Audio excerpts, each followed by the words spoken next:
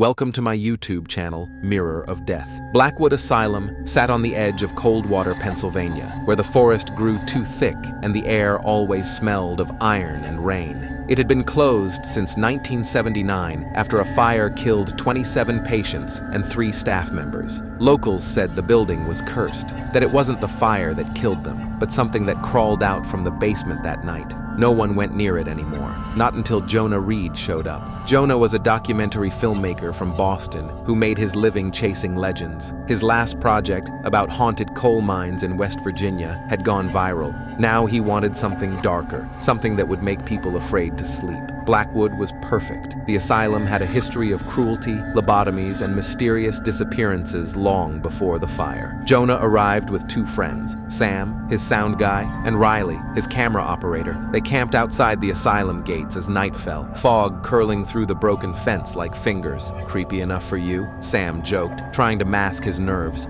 Jonah grinned.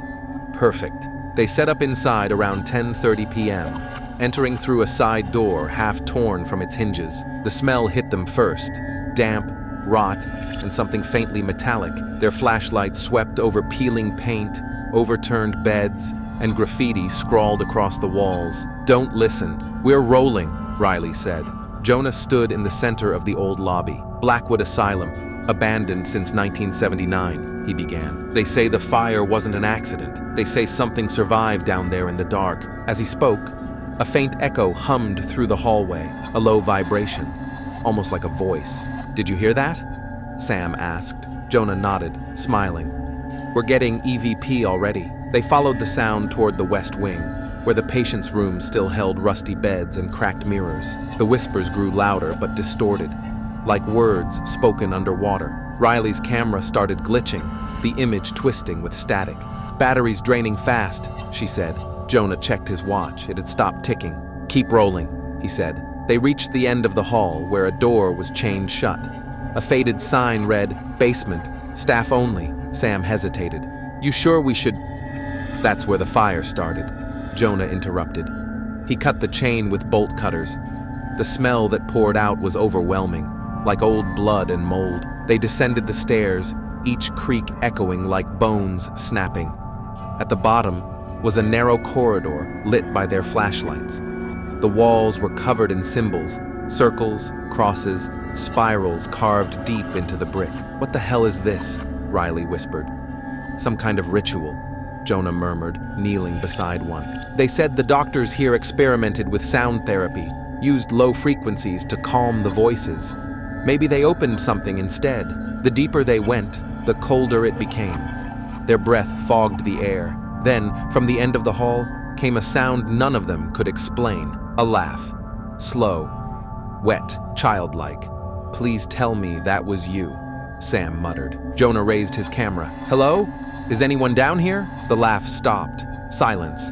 Then footsteps. Soft, dragging, coming closer. Riley's flashlight flickered, catching a glimpse of something moving just beyond the light. Small, pale, crawling on the walls. "Go, go!" she screamed. They ran back toward the stairs, but the way they came was gone. The hall had changed, walls bending inward, doors appearing where there hadn't been any. "It's impossible," Jonah breathed. "We didn't come this way." They burst into a room filled with old wheelchairs. In the center sat a recorder, still running. It clicked. Then a voice came through, Jonah's own voice, whispering, "Don't listen." His eyes widened. "That's not possible. I haven't recorded anything like that yet." The lights went out. In the dark, something whispered right into his ear. "Stay!" Sam screamed. The flashlight came back on for a second, just long enough for Jonah to see Sam being dragged into the shadows, fingernails scraping the floor, his mouth open in a silent scream. Blood splattered across the tiles. Riley dropped her camera and ran. Jonah followed, heart pounding, lungs burning. The corridors twisted endlessly. Every door led back to the same hallway, the same whispering voices. Finally, they burst through a set of double doors into what looked like an operating room. Metal tables, rusted tools, and on the wall, in giant letters, scratched into the plaster, "They hear you think." Riley backed against the wall, sobbing. "We have to get out," she cried. The whispering grew louder, swelling into screams, hundreds of voices overlapping, begging, laughing, crying. The lights strobed, and then Jonah saw them. Figures crawling out from the walls, skin gray and waxy, eyes sewn shut, patience. Their mouths opened in unison, emitting a single low hum that made the air vibrate. Blood poured from Riley's nose and ears. She dropped to her knees, clutching her head. "Stop!" Jonah shouted, grabbing her. But when he looked into her face, her eyes were gone. Only black holes stared back.